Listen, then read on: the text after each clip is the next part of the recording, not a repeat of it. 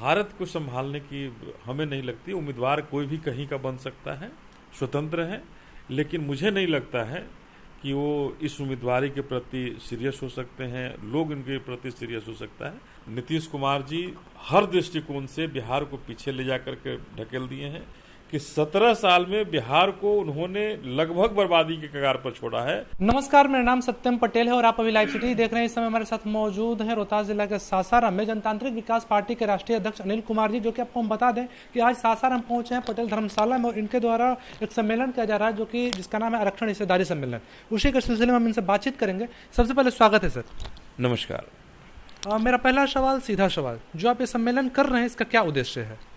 देखिए, इस सम्मेलन का उद्देश्य जिस तरह से बाबा साहब के संविधान को लगातार तार किया जा रहा है, बाबा साहब के संविधान में छेड़छाड़ किया जा रहा है, आज हमें जो शोषित दलित वंचितों को जो आरक्षण का लाभ मिलना चाहिए था वो नहीं मिल रहा है।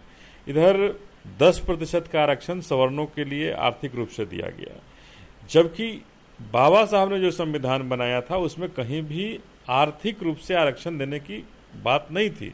उसमें सामाजिक दृष्टिकोण से जो पिछड़े थे, जो मुख्य धारा में नहीं थे, उनको मुख्य धारा में लाने के लिए उन्हें सामाजिक रूप से दी गई थी। तो फिर किस परिस्थिति में ये आर्थिक रूप से 10% की आप आरक्षण दे रहे हैं, जिनकी आबादी ही 15% है, उसमें 10% का आरक्षण किस हैसियत से, किस अधिकार के तहत आपने दिया है? उसके खिलाफ हम लोगों ने आंदोलन को तैयार कर रहे हैं। ये 10% का जो आरक्षण सवर्णों को जो मिला आर्थिक रूप से दिया जा रहा है, ये संविधान विरोधी है, ये बाबा साहब के संविधान विरोधी है और जो हमारा जो अधिकार था, हमारे अधिकार को छीनने की। तो क्या आपको लगता है कि जो 10% सवर्णों का आरक्षण दिया जा रहा है इसको समाप्त कर देना चाहिए हमेशा के लिए?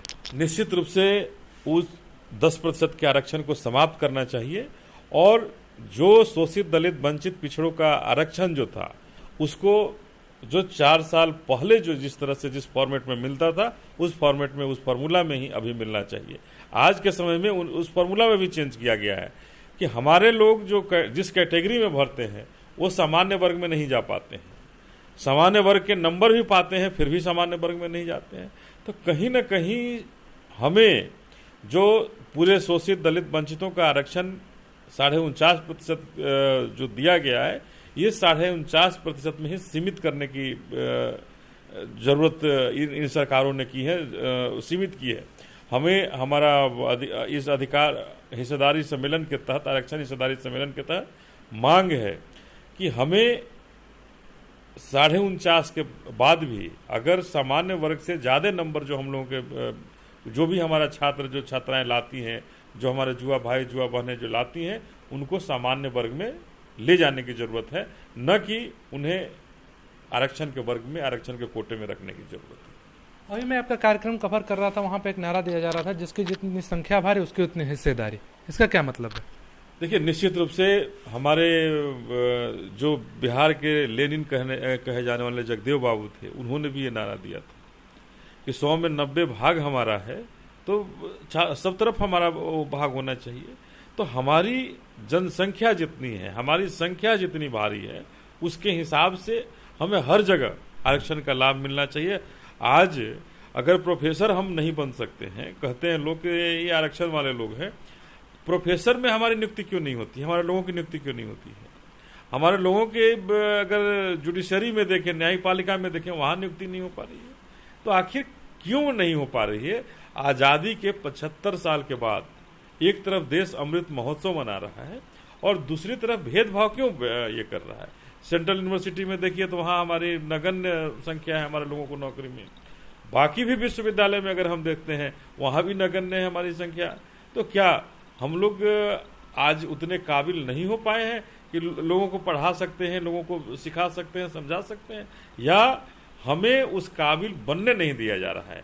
हमें आरक्षण हिस्सेदारी सम्मेलन की इसीलिए जरूरत आन पड़ी है कि हमें हमारे लोगों को कहीं ना कहीं रोका जा रहा है, हमें उस लायक नहीं बनने दिया जा रहा है जो हम डिजर्व करते हैं।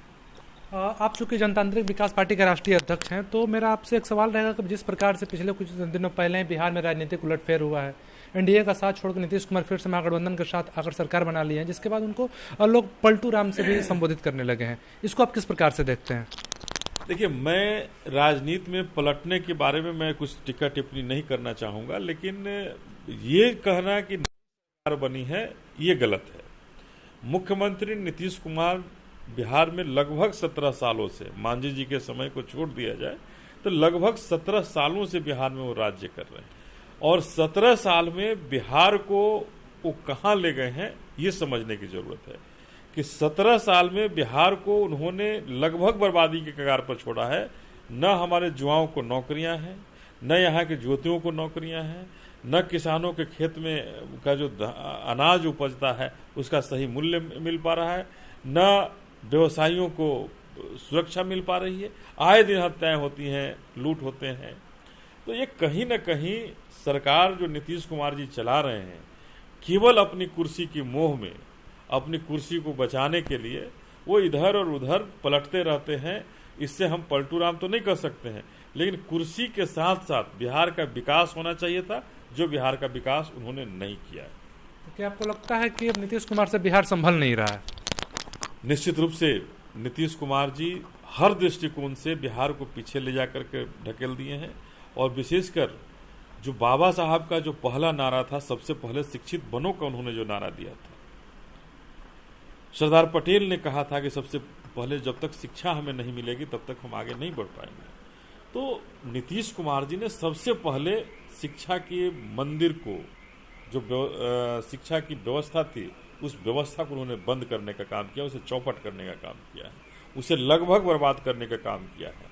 तो नीतीश कुमार जी के रहते बिहार का कभी भी किसी भी क्षेत्र में विकास संभव नहीं हो सकता है, और विकास संभव नहीं हुआ। जदयू कार्यकर्ताओं के माने तो नीतीश कुमार जो है प्रधानमंत्री पद के लिए 2024 में उम्मीदवार हैं, इस पर आप क्या कहना चाहेंगे? देखिए, अगर 17 साल में नीतीश कुमार जी बिहार को नहीं संभाल पाए तो भारत को संभालने की हमें नहीं लगती। उम्मीदवार कोई भी कहीं का बन सकता है, स्वतंत्र है, लेकिन मुझे नहीं लगता है कि वो इस उम्मीदवारी के प्रति सीरियस हो सकते हैं, लोग इनके प्रति सीरियस हो सकता है, क्योंकि बिहार को उन्होंने बर्बाद करने का काम किया। हर दृष्टिकोण से, हर क्षेत्र में बिहार पिछड़ा है इनके 17 साल के। अगर हम अपनी अर्थव्यवस्था को देखें, अपनी व्यवस्था को देखें, शिक्षा के क्षेत्र में देखें, स्वास्थ्य के क्षेत्र में देखें, किसानों की फसलों की सीमा में देखें, सिंचाई के साधन में देखें, हर दृष्टिकोण से बिहार पिछले पायदान पर खड़ा है।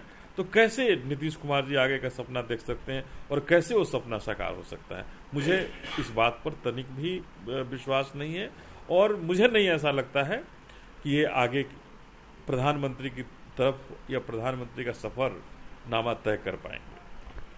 तो अभी आप सुन रहे थे जनतांत्रिक विकास पार्टी के राष्ट्रीय अध्यक्ष अनिल कुमार जी को स्पष्ट और 2-3 पॉइंट बताया। पहला पॉइंट तो इनका ये रहा कि इनका जो सम्मेलन हो रहा है, इसका मुख्य उद्देश्य ये है कि जो 10% सवर्णों का आरक्षण दिया जा रहा है उसको समाप्त कर दिया जाए, जो पहले के फॉर्मेट में जो आरक्षण मिलता था उसी फॉर्मेट में आरक्षण दिया जाए। साथ ही साथ और सारी बिंदुओं पर उन्होंने कहा कि अभी बिहार में जिस प्रकार से सत्ता परिवर्तन हुआ है, इसमें ऐसा देखा जा रहा था कि इन्होंने स्पष्ट तौर पर बताया कि मुखिया हैं बिहार के, वो लगभग वही हैं, बस मंत्री बदल जाते हैं। और जाते जाते स्पष्ट तौर पर अंत में कहा कि नीतीश कुमार, जैसा कि कहा जा रहा है कि प्रधानमंत्री पद के उम्मीदवार हैं, इनको ऐसा बिल्कुल नहीं लगता है। ऐसी खबरों के लिए बने लाइव स्टूडियो के साथ बहुत बहुत धन्यवाद।